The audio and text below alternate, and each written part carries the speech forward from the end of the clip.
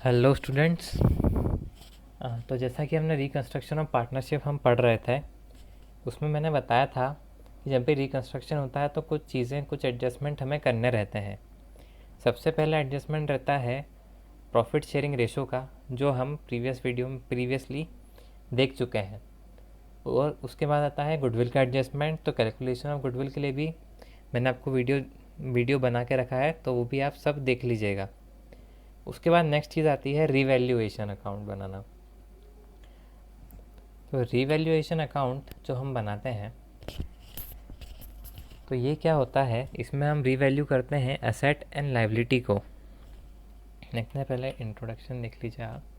जब भी admission and retirement होता है, at the time of admission and retirement it become necessary to revalue the asset and liability in the book of the firm.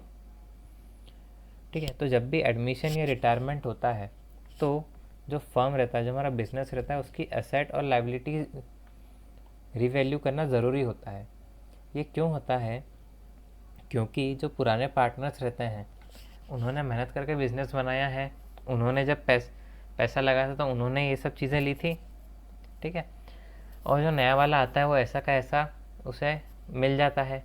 ठीक है, तो यहाँ पे क्या रहता है, पुराने पार्टनर्स का भी एक मत रहता है और एक नए का भी रहता है कि जब मैं आ रहा हूँ या फिर जब हम मिल रहे हैं, तो जब हम मिल रहे हैं तो उसी डेट पे जो वैल्यू है एसेट और लाइबिलिटीज़ की, एक्चुअल वैल्यू। तो अब हम स्टार्ट करते हैं क्वेश्चन को सॉल्व करना। ये हमारा फॉर्मेट रहता है रिवैल्यूएशन अकाउंट का। पर्टिकुलर अमाउंट की डेबिट साइड है, ये क्रेडिट साइड है। फर्स्ट हमारा था machine of ₹12,000 was depreciated by 15%। तो यहाँ पर डेप्रिसिएशन है आपका 15% का, तो 12,000 का 15% अगर हम निकालें तो होगा 1800। 1800 से वैल्यू क्या हो रही है, मशीन की कम हो रही है। तो यहाँ हमारी एंट्री क्या होती है, revaluation account debit to machine. तो यहाँ पे हम डेबिट साइड में लिख देंगे टू मशीनरी 1800। ध्यान रखना, जब भी हमारे पास लॉस हो रहा है, यानी कि एसेट की वैल्यू कम हो रही है या लाइबिलिटी बढ़ रही है, तो रिवैल्यूएशन के डेबिट में आएगा। और अगर एसेट की वैल्यू बढ़ रही है या लाइबिलिटी कम हो रही है तो क्रेडिट साइड में आएगा। ईजी है, ये याद हो जाएगा ईजिली। फिर है value of stock 6000 was increase to 7500। यहाँ पे स्टॉक की वैल्यू बढ़ रही है, हमारा प्रॉफिट है, इनकम है हमारी, तो यहाँ पे बाय स्टॉक, तो हम उसी पे उन्हें रिकॉर्ड करें।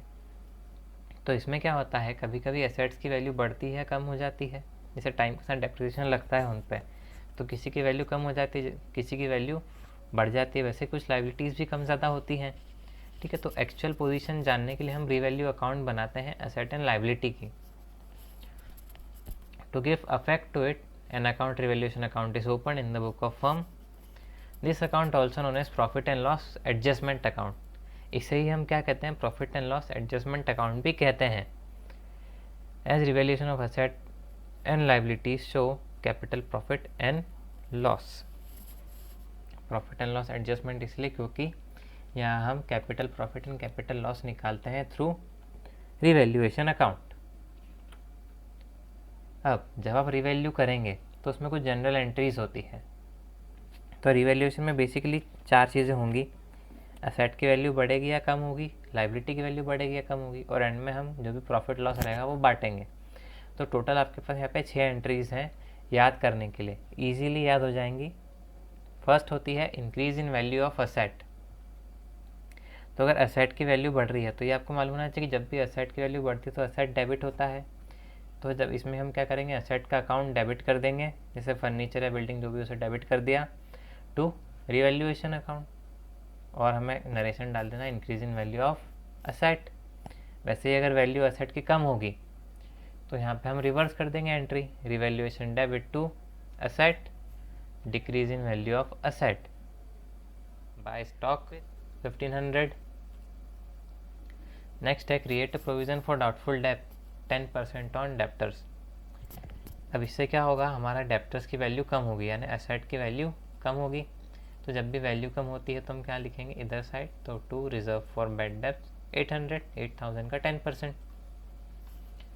नेक्स्ट है create a provision for doubtful debts, create a provision for discount on creditor 6% on creditor of 5000, तो 5000 का 6% यानी 300। अब इससे लाइबिलिटी कम होगी, तो लाइबिलिटी कम होगी तो हम कहाँ लिखेंगे, इधर क्रेडिट साइड में by reserve for discount on creditor 300।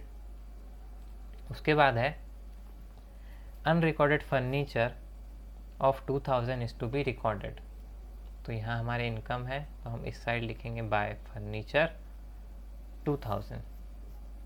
तो ये तो हमने क्या करा है, रिवैल्यूएशन अकाउंट की सारी जो भी हमारी एंट्री से लिख दी है। अब एंड में हमें क्या करना है, प्रॉफिट या लॉस जो भी आ रहा है बांटना है, तो पहले हम टोटल करें। फिर है increase in value of liability, तो इसका भी सेम रहेगा, जैसे decrease in value of asset हो रही है वैसे increase in value of liability. तो यहाँ पे revaluation debit to liability account, यहाँ पे लाइबिलिटी का नाम जैसे क्रेडिटर हो गए, बिल्स हो गए, ठीक है, अगर वो बढ़ रहे हैं तो लाइबिलिटी क्रेडिट होती है, तो रिवैल्यूएशन डेबिट टू लाइबिलिटी। वैसे ही अगर लाइबिलिटी कम होगी तो यहाँ पे एंट्री रिवर्स हो जाएगी, liability account debit to revaluation, ठीक। इजीली एंट्री है, 4 एंट्री है, याद करना है। उसके बाद इंपॉर्टेंट चीज़ आती है यहाँ पे, जब असेट की वैल्यू बढ़ रही है और कुछ लाइबिलिटीज की वैल्यू कम हो रही है, तो यहाँ पे एक हमें नेट अफेक्ट देना है। वो नेट अफेक्ट या तो प्रॉफिट होगा या तो लॉस होगा, तो हमें वो रिवैल्यूएशन अकाउंट को देखना पड़ेगा कि डेबिट बैलेंस आ रहा है या क्रेडिट बैलेंस आ रहा है। तो अगर डेबिट बैलेंस आ रहा है रिवैल्यूएशन का, तो वहाँ पे क्या है, लॉस है, तो लॉस होगा तो क्या करेंगे, old partner capital account debit to revaluation account. अब यहाँ पे उनकी कैपिटल है, कैपिटल को रिवैल्यूएशन के लॉस, कैपिटल में रिवैल्यूएशन अकाउंट का लॉस डालेंगे, और ये लॉस डलता है ओल्ड प्रॉफिट शेयरिंग रेशो में, ये बात ध्यान रखना। और अगर प्रॉफिट हो रहा है यानी बैलेंस आ रहा है क्रेडिट में ज़्यादा, तो हम revaluation account debit to profit and to old partner capital, और ये भी बटेगा प्रॉफिट भी किसमें, ओल्ड रेशो में, ठीक है। तो इजी है। अब हमें पहले हम टोटल करेंगे, हम देख सकते हैं इधर का टोटल ज़्यादा है, टोटल है यहाँ पे 2300 प्लस 1500, 3800 हो रहा है टोटल।